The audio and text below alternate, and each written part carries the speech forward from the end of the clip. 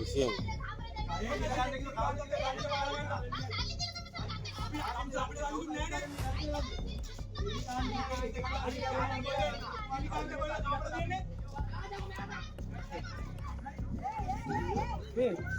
ஏய் பொடி அடிக்காத ரைட்டில் வந்து எப்படி அதை பார்த்துக்கிறீங்க எல்லாரும்?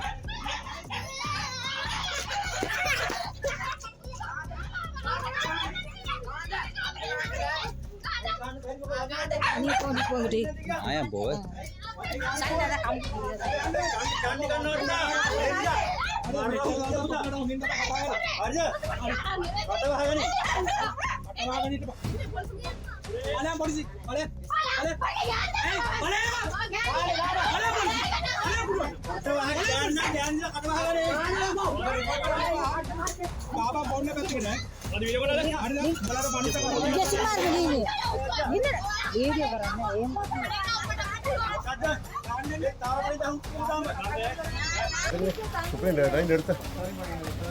வேற வேற போன்ல அவன் எடுக்கல, அவனுக்கு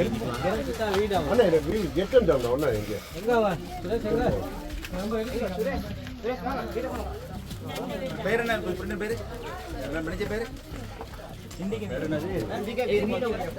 எங்க அம்மா வீடு எந்த வீட்டு நடந்து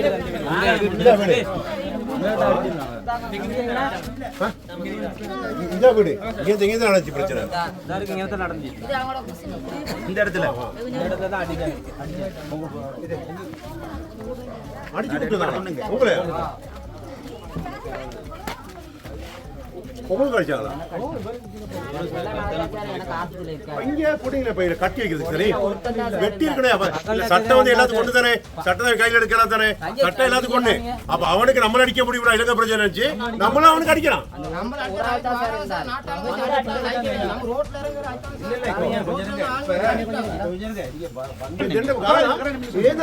ಮನುಷ್ಯಗ ಜಾತಿವಾದ ಪ್ರಶ್ನೆ ಮನುಷ್ಯಗ ಕಮ್ಕೊಂಡು ಗಾಂಡ ಐತಿ ಅಜ್ಞಾನೆ ಕಮ್ಕೊಂಡು ದಿನ ಕಾಲ ಎದಗನೇನೋಣ పొడిచి ఎప్పదండి కోమది ఎప్పదండి దాన్ని చూడదాన్ని మేము గిరిజన అమ్మ కరిగితే కాలతే అమ్మ కరిగితే దాండ ఇతప్పత్తిన ఊకోమది వత్తవధికారి ఊకోమది వత్తవధికారి మేము అమ్మ కరిగితే పాప కరిగితే కానోಣ ಇದು ಅಪ್ಪಿ ಕಟ್ಟವ ನಿಂದ ಬಲಾಗ ನಿಂದ ಪುಳಂತೆ ಮೇಲಂಡೆ ಊ ಅರಸ್ಕನ ಊಟ ಬೇಲ್ ನೆಚ್ಚು ಹೆಚ್ಚು ದಾಂಡ ದಿಪ್ಪೆ ಊಟ ಬೇಲ್ ದೀಪಕ ಮೇರದಿ ಮೇವಾಗಿ ಅಮ್ಮ ಕಾಂತ ಗಾಳ ಗಾಳ ಗಡಗಂಡ ಗೆದರ ಇನ್ನು ಹಾಕಿಲ್ಲ ಗಡಗಂಡ ಉಳಿಕಿಲ್ಲ ಅತ್ಯ ಅನಿವಾರ್ಯ ಕಕ್ನೆ ගෙදර ඉන්න පුළුවන් අවුරුදු 200ක් නම් ඉන්නවා.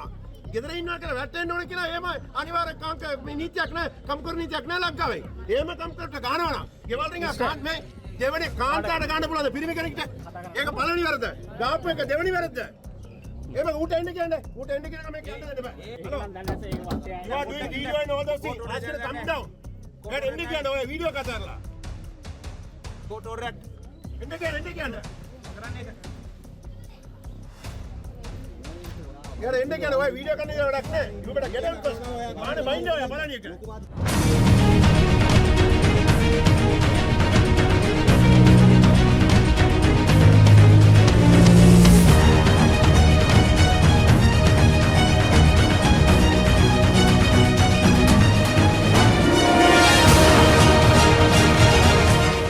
வணக்கம். மற்றொரு நேருக்கு நேர் நிகழ்ச்சியினூடாக உங்களை சந்திப்பதில் மகிழ்ச்சி. இன்றைய தினம் கூட அண்மையில் இடம்பெற்ற ஒரு சம்பவம் தொடர்பான ஒரு விசேட நேர்காணல் என்று சொல்லலாம். மக்களினுடைய பிரச்சனை சார்ந்தும் அவர்களினுடைய உரிமை பிரச்சனை சார்ந்தும் ஒரு விடயம்தான். உண்மையில் உங்களுக்கு நன்றாக தெரியும், அண்மையில் ரத்தினபுரியில் தோட்ட தொழிலாளி பெண் ஒருவர் தோட்ட முகாமையாளரால் தாக்கப்பட்டார். அந்த விடயம் மிகவும் பரபரப்பாக பேசப்பட்டது. இவ்வாறு இன்று நேற்றல்ல பல காலங்களாக இவ்வாறான விடயங்கள் நடைபெற்று கொண்டு இருக்கின்றது. குறிப்பாக பெருந்தோட்டத்தை அடையாளப்படுத்தும் மக்களுக்கு இந்த அநீதி இழைக்கப்பட்டு கொண்டு இருக்கின்றது.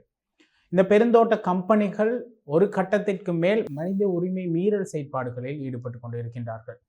இவ்வாறான ஈடுபடும் பெருந்தோட்ட கம்பெனிகளுக்கு என்னதான் தேவை என்பது மக்களினுடைய கேள்வி, எங்களினுடைய கேள்வியாகவும் இருக்கின்றது. நிச்சயமாக நேருக்கு நேர் நிகழ்ச்சியினூடாக இவ்வாறான பல பிரச்சனைகளை முன்வைத்து அதற்கான தீர்வினையும் நாங்கள் முன்வைப்போம் என்பது எவ்வித மாற்று கருத்தும் இல்லை. நிச்சயமாக உங்களினுடைய ஆதரவோடு இன்றைய நிகழ்ச்சியை நாங்கள் ஆரம்பிக்கலாம். இன்றைய நிகழ்ச்சியில் நாங்கள் இணைந்து கொள்ளப் போகின்றோம். சமூக நீதிக்கான மலையக வெகுஜன அமைப்பினுடைய சமூக செயற்பாட்டாளரும் அரசியல் செயற்பாட்டாளருமான மோகன். வணக்கம் மோகன். உண்மையில் உங்களுக்கு நன்றாக தெரியும், அண்மையில் ரத்தினபுரியில் பெருந்தோட்ட தொழில்துறையைச் சேர்ந்த ஒரு பெண் ஒருவர் தோட்ட அதிகாரியினால் தாக்கப்பட்டார். இவ்வாறு இந்த விடயம் இன்டர்நெட்டில் பல காலகாலமாக நடைபெற்று கொண்டிருக்கின்றது. ஆனால் தொடர்ந்தும் அதிகமாக நடைபெற்று கொண்டிருக்கின்றது. இது மாத்திரமே நடைபெறுகின்றது. அதற்கான நீதி என்பது மறுக்கப்பட்டு காணப்படுகின்றது. உண்மையில் இந்த விடயத்தை பொறுத்தளவில் நீங்கள் இதனை எவ்வாறு பார்க்கின்றீர்கள்? இந்த விடயம், இவ்வாறான விடயங்கள் தொடர்பில் நீங்கள் சமூக மட்டத்தில் நேரடியாக களத்திற்கு சென்று அதனை பார்வையிட்டு இருக்கின்றீர்கள், அது தொடர்பில் குரல் கொடுத்திருக்கின்றீர்கள். இவ்வாறான பிரச்சனை தொடர்வதற்கு பிரதான காரணம் என்ன? இந்த சாதாரணமாக மலையக மக்களுடைய வரலாறு என்பது இன்று இந்த மலையகம் 200 என்ற ஒரு விடயத்தினூடாக பல்வேறுபட்ட முழு உலகத்துக்குமே தெரிய வந்திருக்கின்றது. ஆகவே 200 வருட காலமாக மலையக மக்கள் இந்தியாவிலிருந்து எவ்வாறு ஒரு அடிமைத்தனமாக கொண்டு வரப்பட்டார்களோ, பொய் வார்த்தை கூறப்பட்டு கொண்டு வரப்பட்டார்களோ, அன்று எவ்வாறு குடியேற்றப்பட்டார்கள், அன்று எந்த ஒரு பிரிட்டிஷினுடைய ஆங்கிலேயருடைய ஆட்சியிலே எவ்வாறாக அடக்குமுறை பிரயோகிக்கப்பட்டிருந்ததோ, அதே போல அதே தொடர்ந்து 200 வருட நிறைவான இந்த காலப்பகுதியில் கூட அவ்வாறு நடந்து வருகின்றது.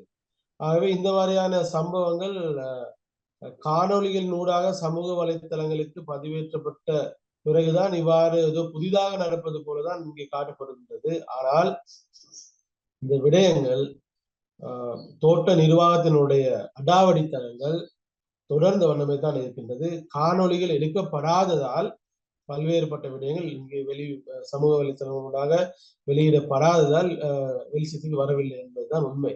இதனுடைய ஒரு கவலைக்குரிய விடயம் என்னவென்றால், SLSPC என்று சொல்லக்கூடிய அரச பெருந்தோட்ட இயக்கம், ஜனவசம என்று சொல்லக்கூடிய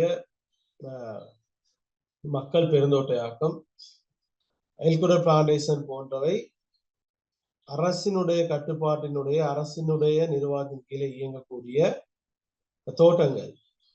அரசினுடைய தோட்டங்களிலும் இந்த அடாவடித்தனங்களும் நிர்வாகத்தினுடைய எதேச்சதிகாரத்தனமான போக்குகளும் மிலேச்சத்தனமான தாக்குதல்களும் நடந்து வருவது மிக கவலை அளிக்கின்றது. ஆகவே இந்த விடயம் தொடர்ந்து நடைபெற்று வருகின்றது. ரத்னபுரி உள்ளிட்ட காலி உட்பட தமிழ் மக்கள், மலையக மக்கள் செறிவு குறைந்து ஐதாக வாழக்கூடிய பிரதேசங்களிலே இந்தோனேசியாவில் 1983 இன கலவரம், அதற்கு முன்னால் 1957ஆம் ஆண்டு காலப்பகுதியில் நடந்த இன கலவரங்கள், இவ்வாறான தொடர்ந்த மலையக மக்களுக்கு எதிரான சகல இனக்கலவரங்களிலும் அதிகளவாக பாதிக்கப்பட்டது ரத்னபுர, காலி, மொனராகலை, களுத்துற, குருநாகல் போன்ற பிரதேசங்களில் இருக்கக்கூடிய மலையக மக்கள் தான் அதிகளவாக பாதிக்கப்பட்டது.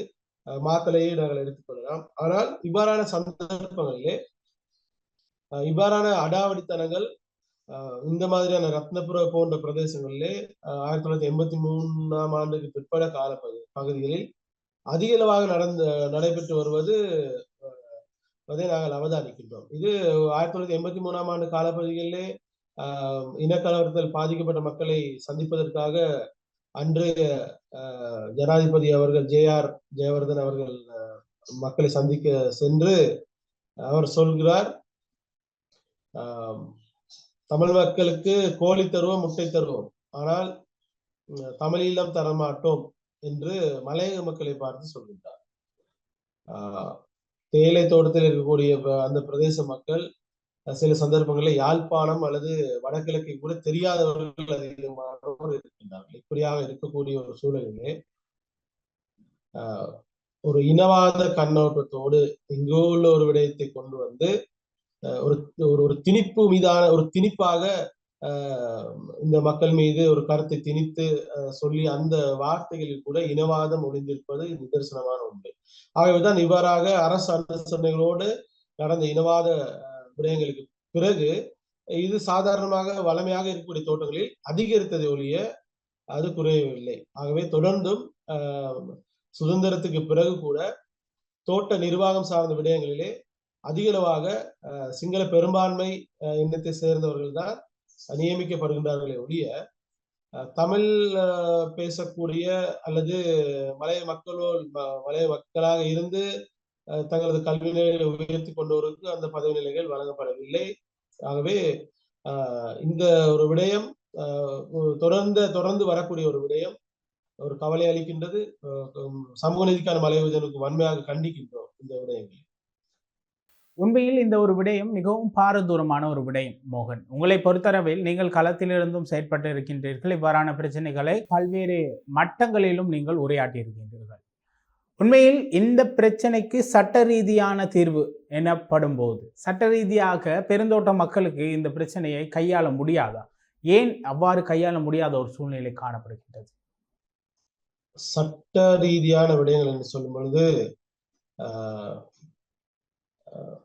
நாடாளுமன்றம் அல்லது ஜனநாயகத்தினுடைய ஒரு மிக பிரதான சட்டங்களை உற்பத்தி செய்யக்கூடிய இடமாக இருக்கக்கூடிய பார்லிமெண்டத்திலே இதுவரைக்கும் மக்கள் சார்பான எந்த விதமான சட்டங்களும் உருவாகவில்லை. குறிப்பாக மலைய மக்கள் சார்ந்த விடயங்களும் கூட வெறுமனே இவ்வாறான காணொலிகளோ அல்லது இந்த மலைய மக்களுக்கோ அல்லது பொதுவான ஏதோ ஒரு விடயம் நடக்கும் பொழுது அது ஒரு அனுதாப ரீதியிலே அதை பார்த்து வெறுமனே அதற்கு வேறு ஒரு உணர்ச்சி வசப்பட்டு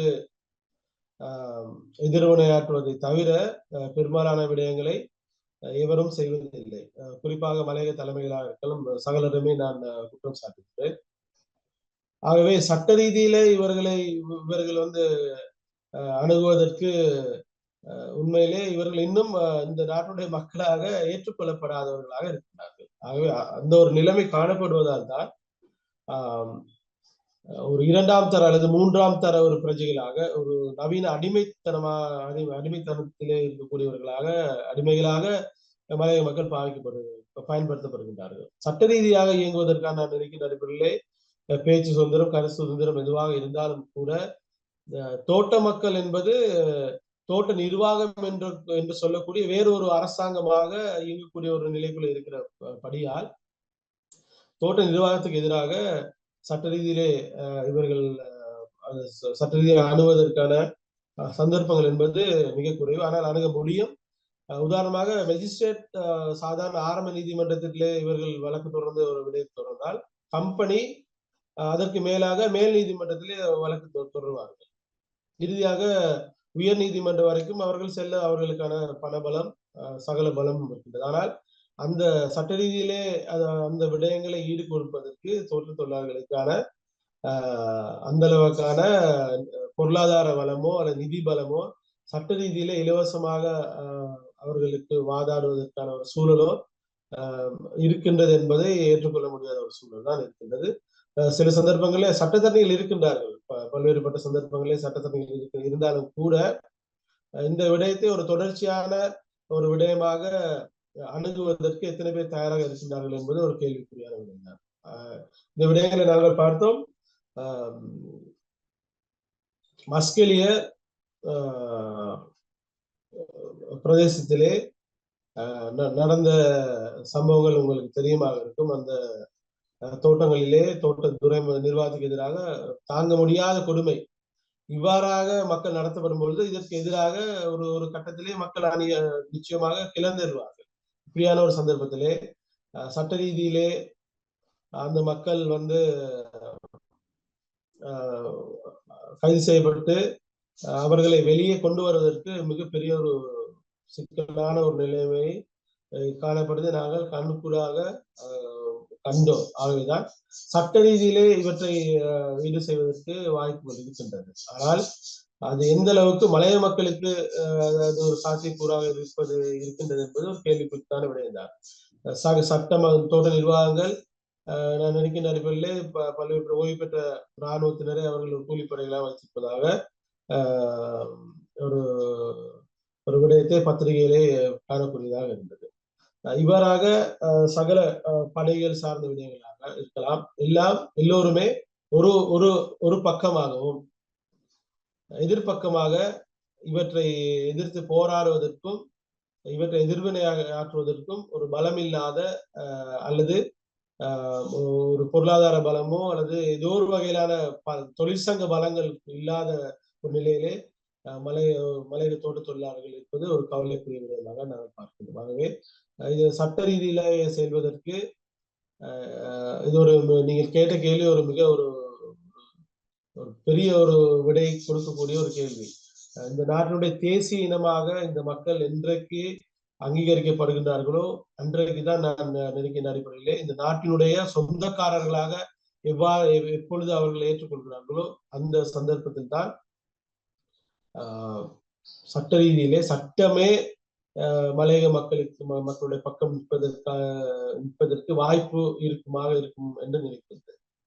நீங்கள் குறிப்பிடுவதைப் போல பார்த்தால் மோகன், பாராளுமன்றத்தை பிரதிநிதித்துவப்படுத்தும் குறிப்பாக பெருந்தோட்ட பகுதிகளில் இந்த மலையக அரசியல்வாதிகள் பாராளுமன்றத்தை பிரதிநிதித்துவப்படுத்தி இருக்கின்றவர்கள் நினைத்தால் இவ்வாறான சட்டத்திட்டங்களை கொண்டு வர முடியும்.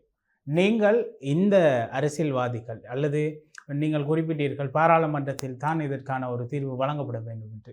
ஏன் மலையகத்தை பிரதிநிதித்துவப்படுத்தும் இந்த பிரதிநிதிகள் அரசியல் தலைவர்கள் இவ்வாறான ஒரு செயற்திட்டத்தில் இன்னும் இறங்கவில்லை? அதில் ஏதேனும் அவர்களுக்கு பிரச்சனை இருக்கின்றதா இந்த விடயம் தொடர்பில்?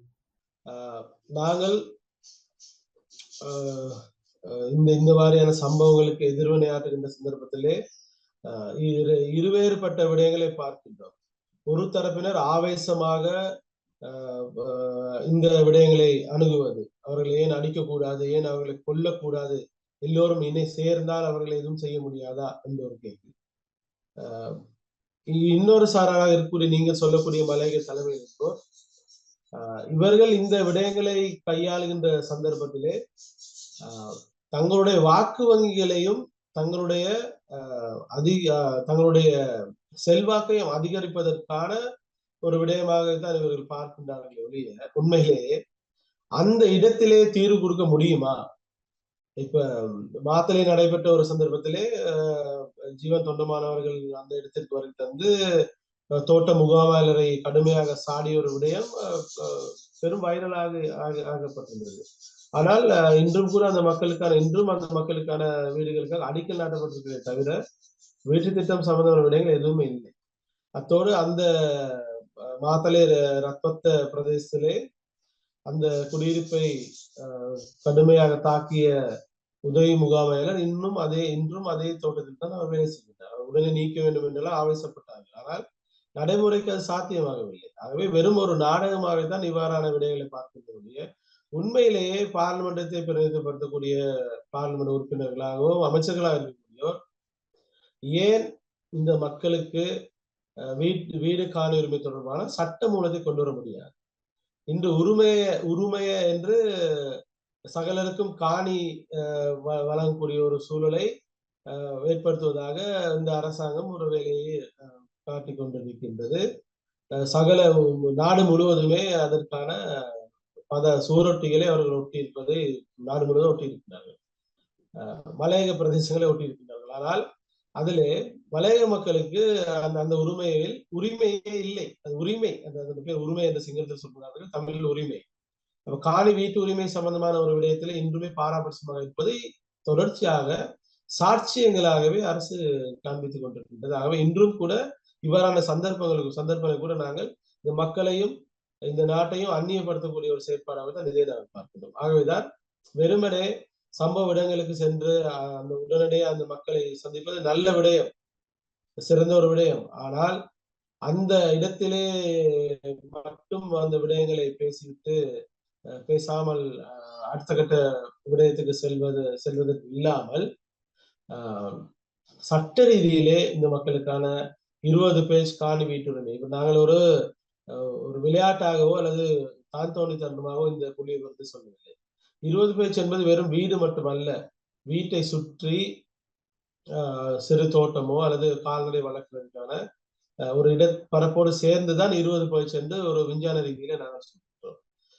சில இந்த கொடுக்கப்பட்ட 7 பேஜ் வீட்டு திட்டங்களிலே அந்த வீடுகளில் ஒருவர் இறந்தால் அந்த உடலை வெளியிலே வைத்திருக்கக்கூடிய கூட ஒரு இடம் இல்லாத ஒரு நிலைத்தான் காணப்படுகிறது. ஆகவேதான் இவராக சட்ட ரீதியிலே காணி வீட்டுரிமை 20 பேர் சென்றும் கிராமிய அடிப்படையிலான ஒரு வீட்டு திட்டங்களாக இது கட்டாயம் இருக்கப்பட வேண்டும். அது இன்றும் கூட பேச்சு அளவிலே தான் இருக்கின்றது. வெறும் உடைய ஒரு தொடர் குடியிருப்புகளா இருக்கக்கூடிய லய குடியிருப்புகளை தனித்தனியாக உடைத்து அங்கொன்று இங்கொன்றுமாக பில்டிங் பிளாக்ஸ் அந்த கட்டி விளையாடக்கூடிய அப்படி ஒரு இடமாற்றி வைக்கக்கூடிய இடமாக இருக்கின்றது ஒழிய அந்த வீட்டு திட்டங்கள் ஒரு கிராமிய வீட்டு திட்டமாக இல்லை. இவற்றை ஒரு சட்ட ரீதியாக பார்லிமெண்டத்திலே சட்டமாக கொண்டு வரலாம். ஆகவே ஒரு பேச வேண்டிய ஒரு இடமாக சட்டம் இயற்றக்கூடிய ஒரு இடத்தில் இருந்து கொண்டு அந்த வேலையை செய்யாமல் வெறுமனே அந்த சம்பந்தப்பட்ட இடங்களுக்கு சென்று நிர்வாகத்தினரை ஏசுவதும் அந்த பொதுமக்களிடத்திலே வீர ஆவேசனங்களை பேசுவதும் இது பொருத்தமான ஒரு விடயம் அல்ல. இவற்றை இன்றைய இளைய தலைமுறையினர் மிக தெளிவாக விலகி கொள்ள வேண்டும் என்பதுதான் என்னுடைய மிக முக்கியமான வேண்டுகோள். ஆகவே இவற்றுக்கான தீர்வுகள் தாராளமாக இருக்கின்றன. இதில் நீங்கள் குறிப்பிட்டிருந்தீர்கள் மோகன், தேசிய இனம் தொடர்பில் குறிப்பிட்டிருந்தீர்கள். தேசிய இனம் எனும் பொழுது நீங்கள் குறிப்பிடும் போது அந்த தேசிய இன அடையாளம் கிடைத்து விட்டது என்று வைத்துக் கொள்வோமே. இவ்வாறாக கிடைக்கும் பட்சத்தில் இப்பொழுது நாங்கள் பேசிக்கொண்டிருக்கும் உரிமை சார்ந்த பிரச்சனை, காணி பிரச்சனை மற்றும் பல பிரச்சனைகளை பற்றி பேசிக்கொண்டு இருக்கின்றோம். அண்மையில் கூட மனித உரிமை மீறல் இவ்வாறு கை நீட்டும் அளவிற்கு தோட்ட கம்பெனிக்காரர்கள் வளர்ந்து விட்டார்கள். இந்த பிரச்சனைக்கு தேசிய இன அடையாளம் கொடுத்து விட்டால் இந்த பிரச்சனைக்கான தீர்வு கிடைத்து விடுமா? தேசிய இன அங்கீகாரம் என்பது இந்த மக்களை இந்த மண்ணோடு காலூன்ற வைக்கக்கூடிய ஒரு செயற்பாடுதான் தேசிய இன அங்கீகாரம் என்று சொல்றது. உண்மையிலே ஒரு இனம் தேசிய இனமாக அங்கீகரிப்பதற்கு அவர்களுக்கு ஒரு மொழி இருக்க வேண்டும், கலாச்சாரம் இருக்க வேண்டும், பண்பாடு இருக்க வேண்டும், ஒரு நிலப்பிரதேசம் இருக்க வேண்டும், மக்கள் தொகை இருக்க வேண்டும். இவ்வாறாக ஒரு தேசிய இனமாக ஒரு இனம் அங்கீகரிப்பதற்கான சகல விடயங்களும் சகல தனித்துவமான விடயங்களும் மலையக மக்களுக்கு இருக்கின்றது. ஆகவேதான் ஒரு தேசிய இன அங்கீகாரம் இந்த மலையக மக்களுக்கு நிச்சயம் வழங்கப்பட வேண்டும். பொதுவாக சமூக நீதிக்கான மலையக வைத்திய அமைப்பு இங்கே நாங்கள் பார்க்கின்ற தேசிய இனங்களாக அங்கீகரிக்கப்பட வேண்டிய இனங்களாக முஸ்லிம் மக்களை நாங்கள் சேர்த்து வருகின்றோம். அவர்களுக்கும் தேசிய இன அங்கீகாரம் வழங்கப்பட வேண்டும். இவ்வாறாக தேசிய இனமாக அவர்கள் அங்கீகாரம் வழங்கப்படும் பொழுதுதான் நிச்சயமாக இந்த மண்ணு குறித்தானவர்களாக இருக்கிறார்கள். ஏனென்றால் இன்றும் அரசியல் யாப்பிலே கூட பிரஜை ஆள் என்று இருவேறுபட்ட விடயங்களை சுட்டி காட்டுகின்றது அரசியலமைப்பு. பிரஜை என்று சொல்லக்கூடியவர்கள் தேசிய இனங்களாக இருக்கக்கூடிய சிங்கள பெரும்பான்மையினர், அடுத்ததாக ஏனைய தமிழ் மக்களை நாங்கள் குறிப்பிடலாம், வடகிழக்கு சார்ந்த தமிழ் மக்களை குறிப்பிடலாம். அவை உரிமையற்ற சமூகமாக அவர்கள் மாற்றப்பட வேண்டும் என்றால் மலையக மக்களை ஒரு தேசிய இனமாக அவர்களை அடையாளப்படுத்தப்பட வேண்டும். அத்தோடு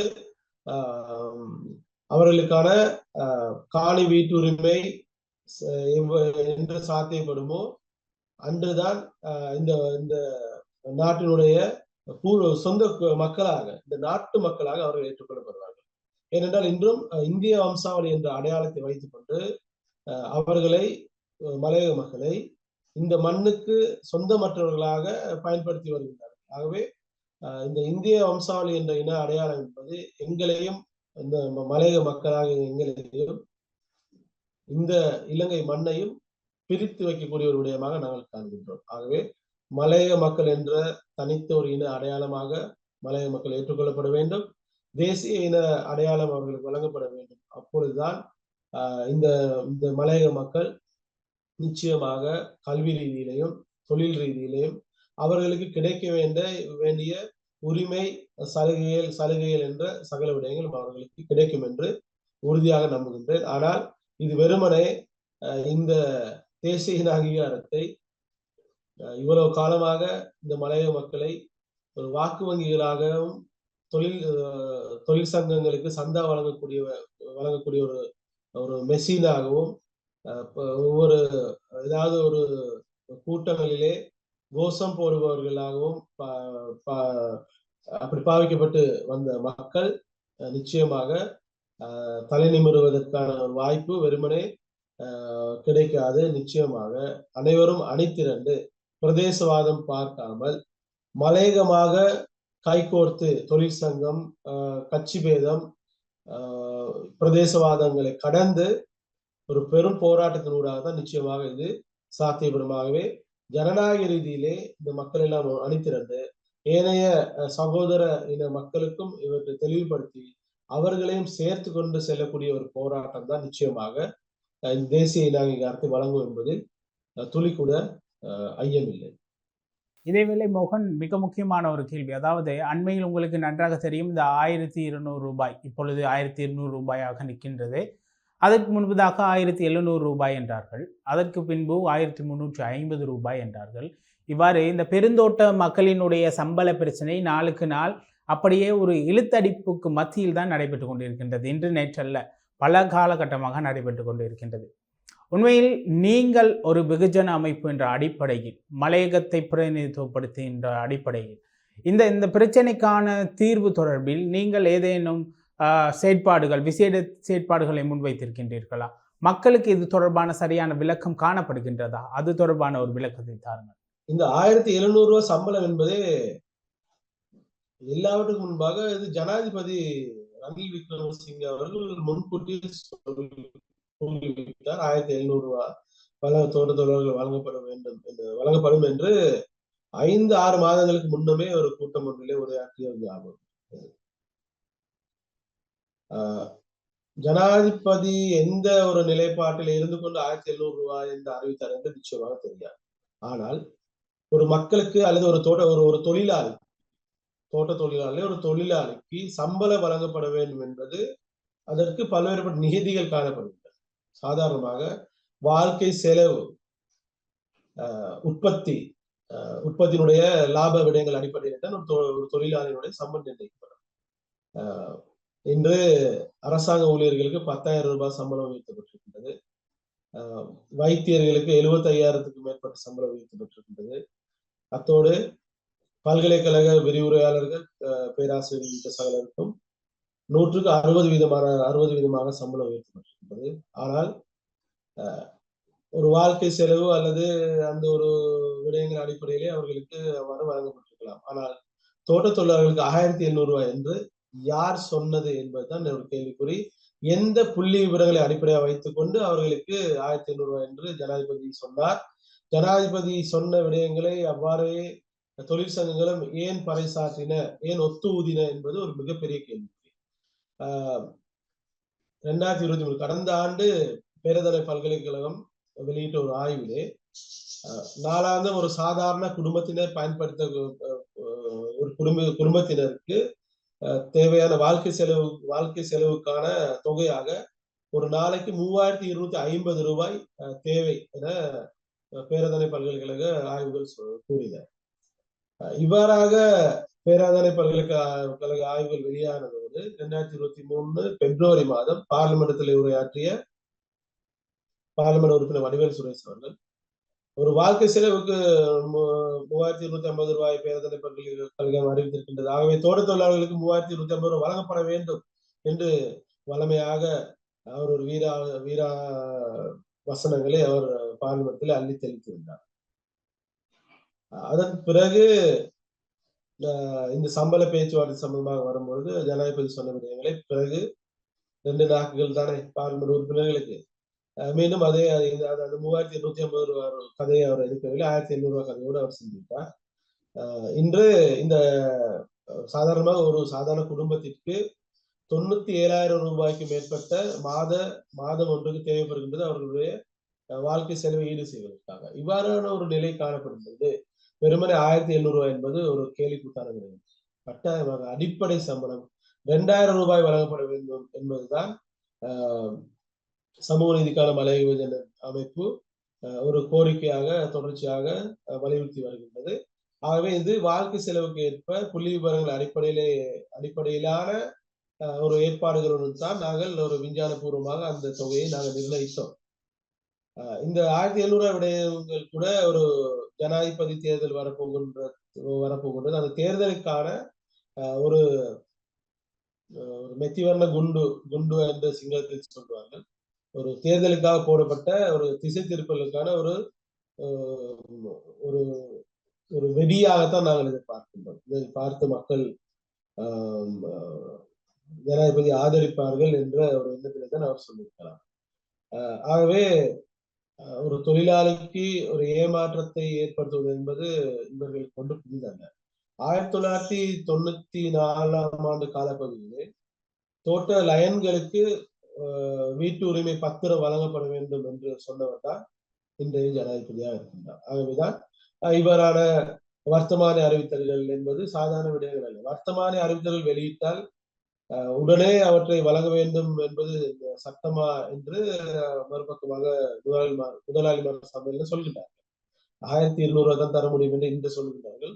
அதற்கு எதிராக நாங்கள் நீதிமன்றம் செல்வோம் என்று அவர்கள் பறைசாற்றியிருக்கிறார்கள். நீதிமன்றம் சென்றால் இளைஞனுடைய நீதியின் அடிப்படையிலே உடனே தீர்ப்பு கிடைக்காது. தொடர்ந்து தவணைகள் அடிப்படையில் ஜனாதிபதி தேர்தல்கள் முடிந்தும் அது சென்று கொண்டிருக்கும். ஆகவே ஒரு கால இழுத்தடிப்பும் தாராளமாக இவர்களுக்கு கிடைக்கும் என்ற ஒரு செட்டப், ஒரு நாடக ஏற்பாடாகத்தான் நாங்கள் இது கருதுகின்றோம். ஆகவே ஆனாலும் கூட கடந்த 2023ஆம் ஆண்டு கடந்த வருடம் தேயிலை ஏற்றுமதியினூடாக அதனவாக 411.9 பில்லியன் ரூபாய்களை ஏற்றுமதியினூடாக லாபம் கிடைத்திருக்கின்ற தேயிலை ஏற்றுமதியினூடாக.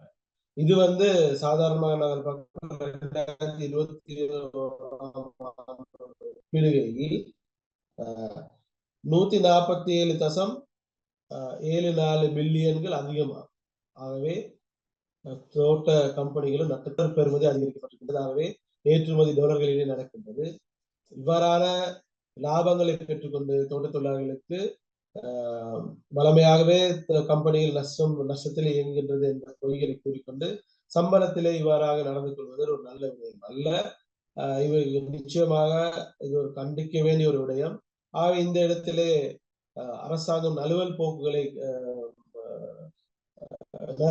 போக்கை கடைபிடிப்பதை நாங்கள் வன்மையாக கண்டிக்கின்றோம். ஆகவே தொழில் அமைச்சு நிச்சயமாக முதலாளிகள் பக்கம் இல்லாமல் தொழிலாளர்கள் பக்கம் இருக்க வேண்டும்.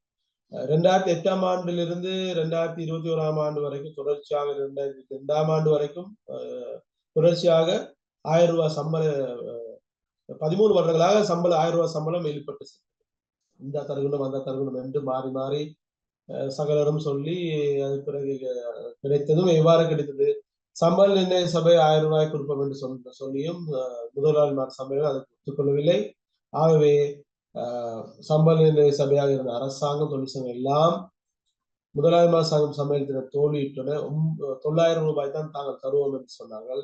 மிகுதி 100 ரூபாயை வரவு செலவு திட்டத்தினூடாக அரசாங்கம் பொறுப்பேற்று தான் 1000 ரூபாயை அவர்கள் நடைமுறைப்படுத்தினார்கள். ஆகவே இன்று இந்த அரசாங்கம், தொழிற்சங்கங்கள், தொழில் அமைச்சு, சம்பள நிர்ணய சபை என்பன இவ்வளவு ஒரு பலம் வாய்ந்த ஒரு நிறைவேற்ற அதிகாரமுடைய ஜனாதிபதியாக இருந்து கொண்டும் ஜனாதிபதி கூறிய ஒரு 1700 ரூபாய் கூட பெற்றுக்கொள்ள முடியாதா என்ற ஒரு கேள்வி தான் எழுப்புகின்றது. ஆகவே 1700 ரூபாய் கூட போதாது.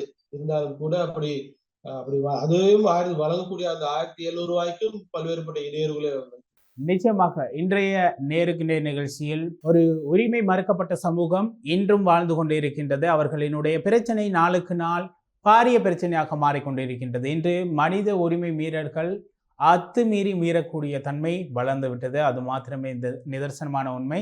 ஏனென்றால் அங்கிருந்து வரும் செயற்பாடுகள் அவ்வாறானதாக காணப்படுகின்றது. இவ்வாறு இந்த காணொளி ஊடாக வெளிவந்து அதன் பிறகுதான் நாங்கள் களத்திற்கு சென்று அது தொடர்பில் நாங்கள் தேடி அறிய வேண்டிய சூழ்நிலைக்கு, நிர்பந்திக்கப்படுகிற சூழ்நிலைக்கு தள்ளப்பட்டு இருக்கின்றோம்.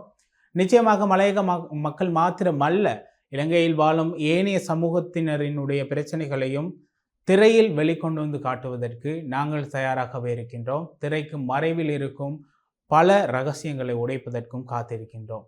இனிவரும் காலங்களில் நேருக்கு நேர் நிகழ்ச்சியினூடாக பலதரப்பட்ட விடயங்களை முன்வைப்பதற்கு எங்களினுடைய குழுவும் தயாராக இருக்கின்றது. இன்றைய நிகழ்ச்சியில் இணைந்து கொண்டமைக்கு மிக்க நன்றி. நன்றி. இந்த வாய்ப்பை வழங்கிய டிவிக்கும் அகிலேஷ் அவர்களுக்கும் நன்றிகள். நன்றி. மற்றொரு நேருக்கு நேர் நிகழ்ச்சியினூடாக உங்களை சந்திக்கும் வரை அகிலேஷ்.